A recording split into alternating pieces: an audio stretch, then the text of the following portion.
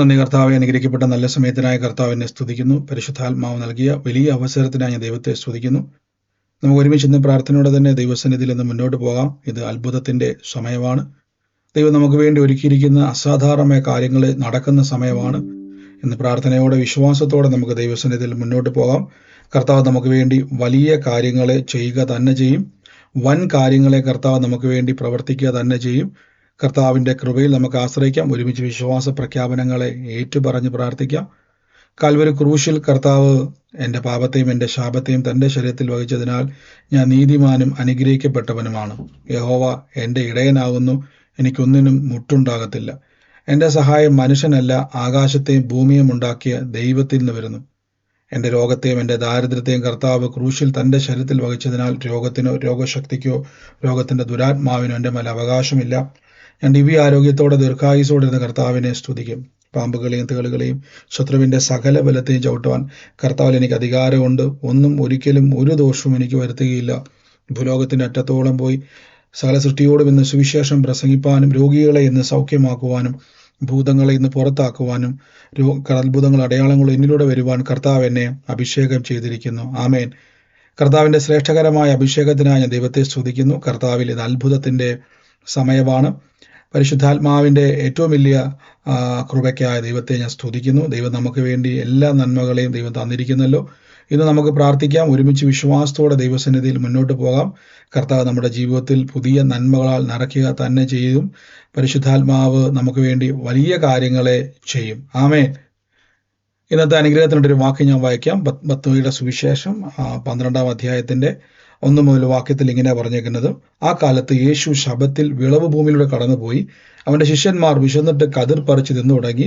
പരീശന്മാർ ഇതിനിട്ട്, ശബ്ബത്തിന് വിഹിതമല്ലാത്തത് നിന്റെ ശിഷ്യന്മാർ ചെയ്യുന്നത് കൊണ്ട് എന്ന് പറഞ്ഞു. അവർ അവനോട്, ദാവീദും തനിക്ക് കൂടെയുള്ളവരും വിശന്നപ്പോൾ ചെയ്തത് എന്ത്? അവർ ദേവാലയത്തിൽ ചെന്ന് പുരോഹിതന്മാർക്ക് മാത്രം തനിക്കും കൂടെയുള്ളവർക്കും തിന്മാൻ വിഹിതമല്ലാത്ത കാഴ്ചയപ്പം തിന്നു എന്ന് വായിച്ചുവല്ലോ. ശബ്ബത്തിൽ പുരോഹിതന്മാർ ദേവാലയത്തിൽ വെച്ച് ശബ്ബത്തിനെ ലംഘിക്കുന്നുവെങ്കിൽ കുറ്റമില്ലാതിരിക്കുന്നു എന്ന് ന്യായപ്രമാണത്തിൽ വായിച്ചിരിക്കുന്നുവല്ലോ. എന്നാൽ ദേവാലയത്തേക്കാൾ വലിയവൻ ഇവിടെയുണ്ട് എന്ന് ഞാൻ നിങ്ങളോട് പറയുന്നു. യാഗത്തിലല്ല, കരുണയിലത്രേ ഞാൻ പ്രസാദിക്കുന്നു എന്നുള്ളത് എന്ന് നിങ്ങൾ അറിഞ്ഞിരിക്കുന്നുവെങ്കിൽ കുറ്റമില്ലാത്തവരെ കുറ്റം വിധിക്കുകയില്ലായിരുന്നു. മനുഷ്യപുത്രനോ ശബ്ബത്തിനും കർത്താവാകുന്നു. നിങ്ങൾ നോക്കുക, ഒരു വാക്ക് ഇവിടെ നിങ്ങൾ ശ്രദ്ധിച്ചോണം. മനുഷ്യപുത്രൻ ശബ്ബത്തിനും കർത്താവാകുന്നു. അപ്പം എന്താണ് ശബ്ബത്ത്? ബൈബിളിൽ നമുക്ക് വായിക്കുമ്പോൾ പഴയ നിയമം മുതൽ പുതിയ നിയമത്തിൽ വരെ കാണാൻ പറ്റുന്ന ഒരു വാക്കാണ് ശബ്ബത്ത്. ശബ്ബത്തിനെ പറ്റി ഒറ്റ വാക്കിൽ ഞാൻ ഉൽപ്പത്തി പുസ്തകം നാം വായിക്കുമ്പോൾ അതിൻ്റെ 1-ാം അധ്യായത്തിൻ്റെ 30-ാം വാക്യത്തിൽ വരുന്നത്: ഭൂമിയിലെ സകല മൃഗങ്ങളും ആകാശത്തിലെ എല്ലാ പറവകളും ഭൂമിയിലെ ചരിക്കുന്ന സകല ഭൂചരങ്ങളെയും ആഹാരത്തിനായിട്ടും പച്ചസസ്യങ്ങളൊക്കെയും താൻ കൊടുത്തിരിക്കുന്നു എന്ന് ദൈവം കൽപ്പിച്ചു. അങ്ങനെ സംഭവിച്ചു. താൻ ഉണ്ടാക്കിയതിനെ ഒക്കെയും ദൈവം നോക്കി അതെത്ര നല്ലതെന്ന് കണ്ടു. സസ്യവും സന്ധ്യയായി ഉഷസ്സുമായി 6-ാം ദിവസം. 6 ദിവസം ദൈവം സൃഷ്ടിപ്പുകൾ നടത്തി. മൃഗങ്ങളെ, പക്ഷികളെ, ഭൂമിയെ, സസ്യങ്ങളെ, സകലത്തെയും ദൈവം 6 ദിവസം നിർമ്മിച്ചു. 6-ാം ദിവസം കർത്താവ് എന്ത് ചെയ്തു?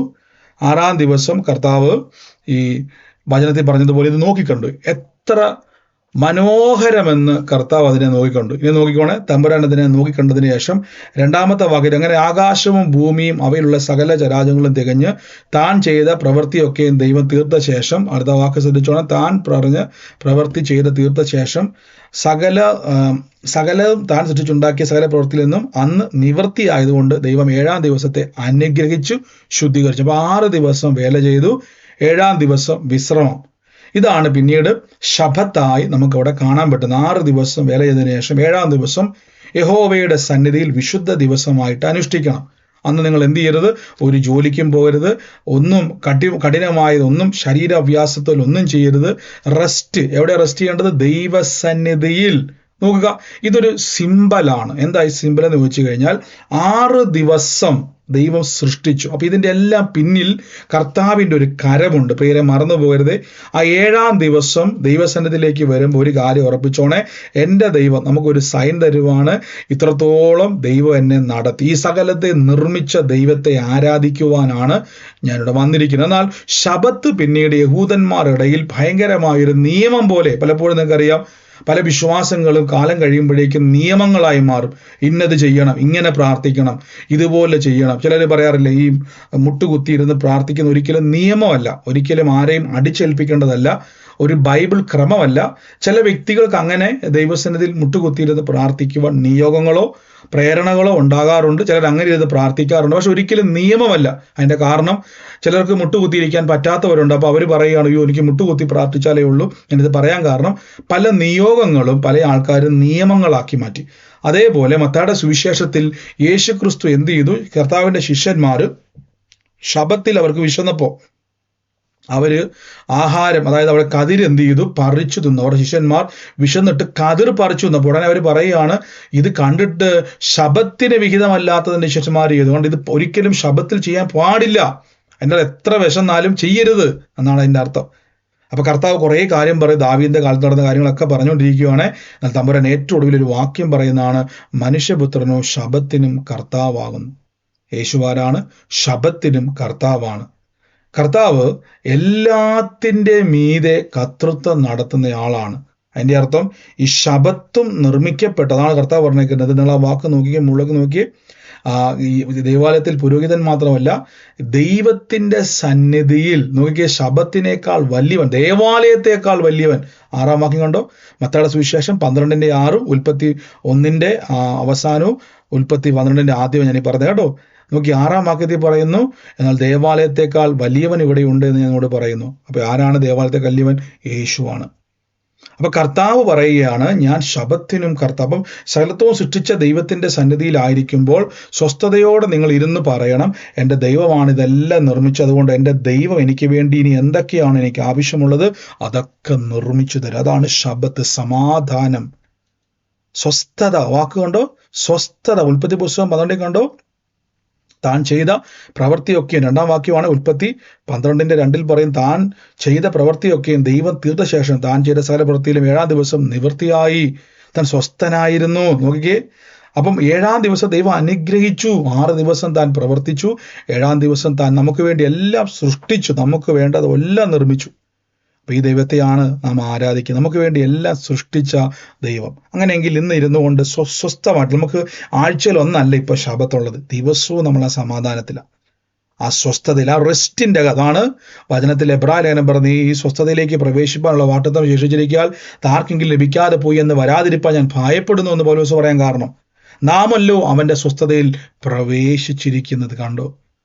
കർത്താവ് പറഞ്ഞു, ഞാൻ പോകുന്നു, എൻ്റെ സമാധാനം എനിക്ക് തന്നേച്ചു പോകുന്നത്, ലോകം തരുന്ന പോലെ അല്ല കോട്ടെ, ഇത് 24 മണിക്കൂറും ഈ സമാധാനത്തിൽ. ഇത് നിയമമല്ല, ഇതൊരു അനുഗ്രഹമാണ്. നോക്കിയേ, താൻ സൃഷ്ടിച്ചുണ്ടാക്കിയ സ്ഥലത്ത് പ്രവൃത്തിയിൽ നിവൃത്തിയായ ശേഷം ദൈവം 7-ാം ദിവസത്തെ അനുഗ്രഹിച്ചു. ഇത് അനുഗ്രഹത്തിൻ്റെ മാർഗമാണ്. സ്വർഗീയ നല്ല പിതാവേ, സുഖമായി സ്വസ്ഥതയോടെ ഇരിക്കുക. നാളത്തെ ദിവസം യഹോവ ഈരെ ദൈവം ഒരുക്കും. ഇന്നെനിക്ക് ഭാരങ്ങൾ വന്നേക്കാം, പക്ഷെ ഒരു കാര്യമാണ്, ഇപ്പം പ്രപഞ്ചത്തെ സൃഷ്ടിച്ചവൻ എനിക്ക് വേണ്ടി നാളെ ഒരു സൃഷ്ടിപ്പ് ചെയ്യും. എൻ്റെ ശരീരത്തിൽ ഒരു സൃഷ്ടിപ്പ് ചെയ്യും, എൻ്റെ ജീവിതത്തിൽ ഒരു സൃഷ്ടിപ്പ് ചെയ്യും. പറഞ്ഞ എൻ്റെ ശരീരത്തിൽ ഒരു സൃഷ്ടിപ്പിന് നടക്കും, എൻ്റെ ആരോഗ്യത്തിൽ ഒരു സൃഷ്ടിപ്പ് നടക്കും, ഞാനിപ്പോൾ കരയുന്ന വിഷയത്തിൻ്റെ അകത്തൊരു സൃഷ്ടിപ്പ് നടക്കും, എന്നെ കടത്തിവിടാൻ പറ്റാതിരിക്കുന്ന മേഖലയ്ക്കകത്തൊരു സൃഷ്ടിപ്പ് നടക്കും, ഞാനൊരു അത്ഭുതം കാണും. Thank you Holy Spirit. ഞാൻ യേശുവിൻ്റെ നാമത്തിൽ നിന്ന് ബ്ലസ് ചെയ്യുന്നപ്പ. രോഗികളായി ഭാരപ്പെടുന്നവരെ ആ രോഗമുള്ള ഭാഗത്തോട്ട് കൈയെടുത്ത് വെക്കാവോ? കൈയെടുത്ത് വെച്ചിട്ട് എൻ്റെ കൂടെ പറഞ്ഞൊരു സൃഷ്ടിപ്പ് ഇപ്പോൾ നടക്കാൻ വേണ്ടി പോവുക. സകല പ്രപഞ്ചത്തെ നിർമ്മിച്ച ദൈവത്തിന് നിങ്ങളുടെ ശരീരത്തിൽ രോഗമുള്ള അവയവത്തിൻ്റെ അകത്ത് പുതിയൊരു പാൻക്രിയാസും പുതിയൊരു ഇൻസുലിൻ സിസ്റ്റവും പുതിയൊരു ഹാർട്ടും പുതിയൊരു കരളും പുതിയൊരു അസ്ഥിയും പുതിയൊരു ഞരമ്പും പുതിയൊരു കണ്ണും പുതിയൊരു ചെവിയും സൃഷ്ടിക്കുവാൻ കഴിയും. പറഞ്ഞ് എൻ്റെ ദൈവത്തിന് കഴിയാത്ത വല്ലോ കാര്യമുണ്ടോ? എനിക്ക് വേണ്ടി ഇന്ന് ഞാൻ കാണും. നാളെ എൻ്റെ സാക്ഷ്യം അതാണ്. ഇന്നത്തെ അത്ഭുതം എൻ്റെ നാളത്തെ സാക്ഷ്യമാണ്. In the name of Jesus ഞാൻ മിറക്കിൾ കാണും. In the name of Jesus Christ. യേശു ക്രിസ്തുവിൻ്റെ അധികാരമുള്ള നാമത്തിൽ ഇന്ന് കൽപ്പിച്ചു പ്രാർത്ഥിക്കുന്നപ്പോൾ ദൈവമേ, ഞങ്ങളുടെ വലിയ സ്വസ്ഥത അവിടെ ഉണ്ടാകട്ടെ. അരോഗമുള്ള ഭാഗത്ത് കൈയെടുത്ത് വെക്കാവോ? ഇന്ന് പുതിയൊരു അവയവം അവിടെ ഉണ്ടായി വരികയാണ്. യേശുവിൻ്റെ അടിപ്പിണരുകളാൽ പുതിയത് ഉണ്ടായി വരികയാണ്. പൂർണ്ണ സൗഖ്യം. പകുതിയല്ല കേട്ടോ, ആശ്വാസമല്ല, കുഴപ്പമില്ലെന്നല്ല, പൂർണ്ണ സൗഖ്യം. പറഞ്ഞ എൻ്റെ അവകാശമാണെന്ന് പറ. ഞാൻ എൻ്റെ ദൈവത്തിൻ്റെ സൃഷ്ടിയും കർത്താവിൻ്റെ മകളാണ്, അല്ലെങ്കിൽ മകനാണ്. പറഞ്ഞ മകനാണ്, ഞാൻ മകളാണ്. കർത്താവിൻ്റെ നാമത്തിൽ ഞാൻ അനുഗ്രഹത്തിൻ്റെ അവകാശിയാണ്. എൻ്റെ ദൈവം എനിക്ക് വേണ്ടി ഇന്നൊരു സൃഷ്ടിപ്പ് നടത്തും, ഇന്നൊരു സൃഷ്ടിപ്പ് ചെയ്യും, ഇന്നൊരു സൃഷ്ടിപ്പ് ഞാൻ കാണും. യേശുവിൻ്റെ നാമത്തിൽ അനുഗ്രഹിച്ചു പ്രാർത്ഥിക്കുന്ന അപ്പോൾ healing in the name of Jesus.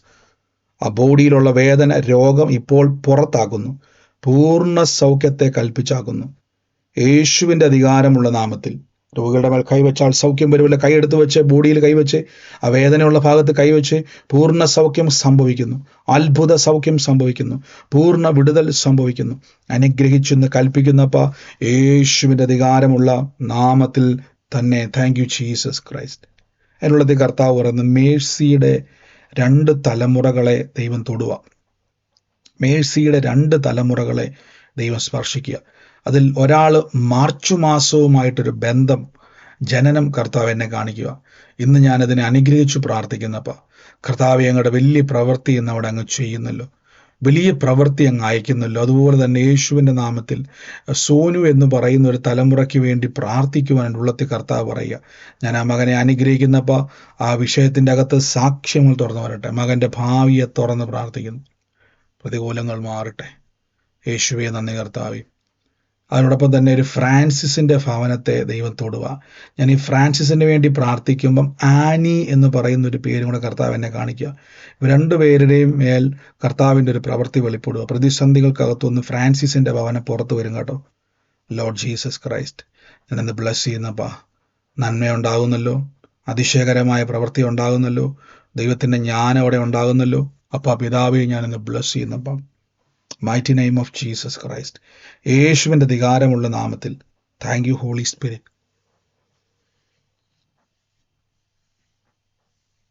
കർത്താവെ ഞങ്ങളുടെ ശക്തമേറിയ സാന്നിധ്യത്തിനായി നന്ദി പറയുന്നപ്പോൾ ഞാൻ ഓരോ വ്യക്തികളെയും അനുഗ്രഹിക്കുന്നപ്പോൾ യേശുവെ ഞങ്ങൾ സിന്ധുവിന് വേണ്ടി പ്രാർത്ഥിക്കുന്നു. അപ്പോൾ സിന്ധുവിന് വേണ്ടി പ്രാർത്ഥിക്കുമ്പം സിന്ധുവിൻ്റെ ഒരു ബ്രദറിനെ എൻ്റെ ഉള്ളത്തെ കർത്താവ് എന്നെ കാണിക്കുക. സിന്ധുവിൻ്റെ ബ്രദർ സജി എന്നാണ് പേര് കാണിക്കുന്നത്. സിന്ധുവിൻ്റെ ബ്രദർ സജിക്ക് വേണ്ടിയും സിന്ധുവിനെ ചേർത്ത് ദൈവം ഒരു വഴി തുറക്കാൻ വേണ്ടി പോവുക, ഒരു വാതിൽ ദൈവം തുറക്കാൻ വേണ്ടി പോവുക. ഞാൻ അനുഗ്രഹിച്ചെന്ന് പ്രാർത്ഥിക്കുന്നപ്പോൾ സമാധാനത്തിൻ്റെ ദൈവം ഞങ്ങളെ കാക്കുന്നല്ലോ.